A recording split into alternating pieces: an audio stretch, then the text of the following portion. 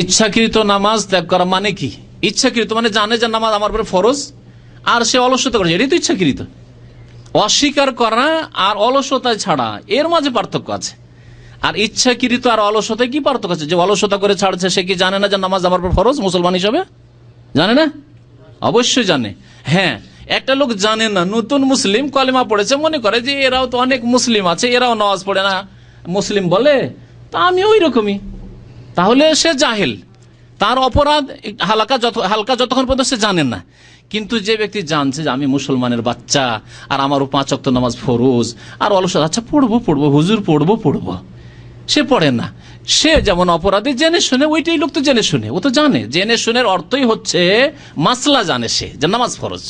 আর যে জানে না যে নামাজ ফরজ সে হচ্ছে জাহেল, সে না জানার লোক। আর একটি মাসলা হচ্ছে অস্বীকার করা। অস্বীকার করলে সবার নিকট কাফের। নামাজ পড়ে কি হবে? কি পাচ্ছ তোমরা নামাজ পড়ে? যাও তোমাদের সময় আছে নামাজ পড়া, আমার কাছে অত সময় নেই।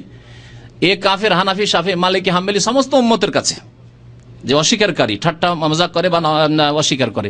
আর যে ইচ্ছাকৃত নামাজ ছাড়লো, মানে জানে যে নামাজ ফরজ অথচ নামাজ ছাড়লো, সেও কাফের।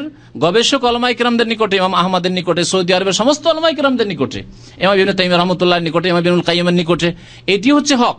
আর এটি সাহাবায়ে কেরামদের নিকটে, সাহাবায়ে কেরামদের অধিকাংশ সাহাবায়ে কেরামদের ফতোয়া এটাই ছিল যে বেনামাজি যে জানে যে নামাজ ফরজ অথচ নামাজ পড়ে সে মুসলমান নয়।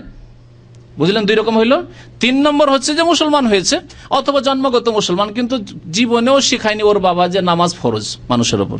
জানে যে নামাজ মুরব্বীদের কাজ, বুড়া লোক হইলে নামাজ পড়তে হয়, আর রমজান আসে নামাজ পড়তে হয়, নামাজ ফরজ এটা জানে না। হ্যাঁ, তাহলে সে কাফের না, সে ফাসেক।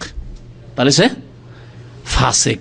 এই ফাসেককে শিখাতে হবে, যেমন কাফেরদেরকে দাওয়াত দিতে হবে, কিন্তু এই ফাসেকও শিখাতে হবে। এই ফাসেকের অপরাধ হালকা হইলেও কাবিরা গুনাহ, মাসলা না জানলেও কাবিরা গুনাহ, কিন্তু আল্লাহ মাফ করে দেবে।